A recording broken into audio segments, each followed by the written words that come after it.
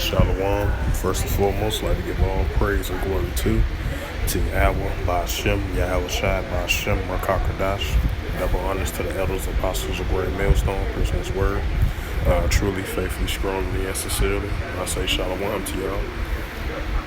And shalom to the Akim, scattered through the four corners of the globe, preaching His word, truthfully, faithfully, strongly, and sincerely. And shalom to the Akim that be like unto the speckled bird, preaching His word, truthfully, faithfully, strongly, and sincerely. And I say shalom to y'all, Akim out there. And this is another article in the news. And this was not too long ago announced. The U.S. military acknowledged Kabul drone strike killed 10 civilians, including 7 children. Pentagon and several says airstrike failed to hit Islamic military as it intended. The U.S. military says Friday that they mistakenly killed at least 10 Afghanis civilians, including 7 children, but not in the Islamic State terrorists as extended when it launched a drone strike on a car in Kabul last month. It was a reversal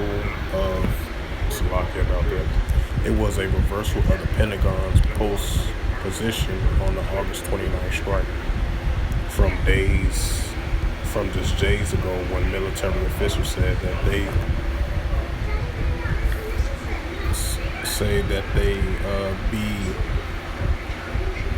believe that the strike was justified. Military officials said that the civilians may have been mistakenly killed, but that Islamic State militant has been stopped. Chairman of the Joint Chief of Staff Army General Mark Miley has gone far to say early this month that the strike was righteous. Yeah, right. It says, but after a detailed analysis over the recent days, the military's Central Command concludes that it has struck several civilians, not militants, even though it was an immediate active threat in the area. Central General Top Office Marine General Frank McKenzie acknowledged the car was hit. A white Toyota Corolla, which are common in Kabul, didn't contain the militant that believed they were a target. Right, so, I was reading through this article right here. So, this news just break that they finally admit that they were sorry that they hit the wrong target. Because, their main target was to be the Islamic terrorist groups, out there in Kabul. They didn't mean no harm for the civilians. But wait a minute, didn't y'all say last month that y'all hit the right target? And then y'all said it was an imminent threat. Then y'all remember that. But next thing you know, they killed 10 civilians and killing 7 children, But they defended it, talking about that was righteousness. That's terrible, And then now they finally acknowledge it after a month, after they withdraw everything, their military personnel, the Americans that was living over there, But, y'all say y'all wrongfully sorry for doing that. But y'all defended it at first a month ago during that Kabul attacks over there, during their drone airstrikes.